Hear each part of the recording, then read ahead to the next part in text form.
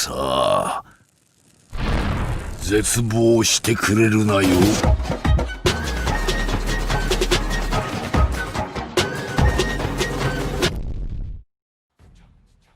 Okay, for those who don't know, the Bleach universe is made up of multiple dimensions, but the four main ones are Soul Society, Hueco World of the Living, and Hell.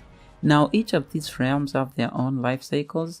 For example, in Soul Society, when you die, you become spirit particles and part of Soul Society. Or if you live long enough, you actually are indoctrinated into the cycle of reincarnation and you are reborn into the world of the living. While in Hueco when our Naranka dies, they go to hell, as we saw in the Bleach Unforgiven's one-shot for the Bleach Elvas movie, which is a big part of this video today, by the way, so I suggest you read it before watching this video, and if you have, let us move on. So in the Elvas movie, we were formally introduced to hell, and we saw that in hell, the condemned there have some sort of immortality where they don't actually stay dead when they die in hell. But apart from that, we saw just how easy it was for these hell beings to move from hell into the world of the living, which is scary because what use is hell if those condemned there can live that easily? I mean, it's like you have a prison and you keep all the bad guys in that prison, but those bad guys can actually leave that prison without being released and then they go back to that prison. It's complicated, but that's not the main focus. The main focus is that these people can actually traverse between hell and into the world of the living so easily.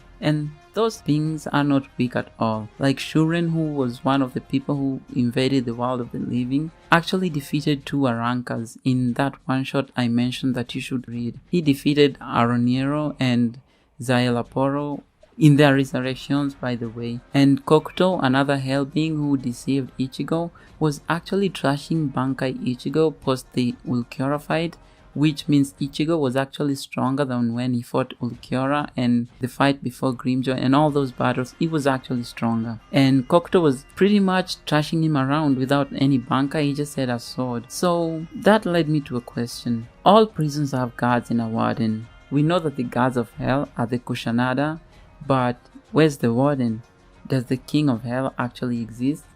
I personally believe that the king of hell, or at least a concept of a supreme being of hell, exists, and I have proof. So in the movie, when Ichigo was overpowered by Kokuto and refused to transform into Vastolode because he would destroy hell and endanger the whole world, and the Kushinada lent him their power and Ichigo transformed into this deity-like being clad in golden skull armor and they bowed to him, which proves that there is a hierarchy of power in hell and a ruler of hell exists. But where is this ruler of hell? Honestly, I don't know myself.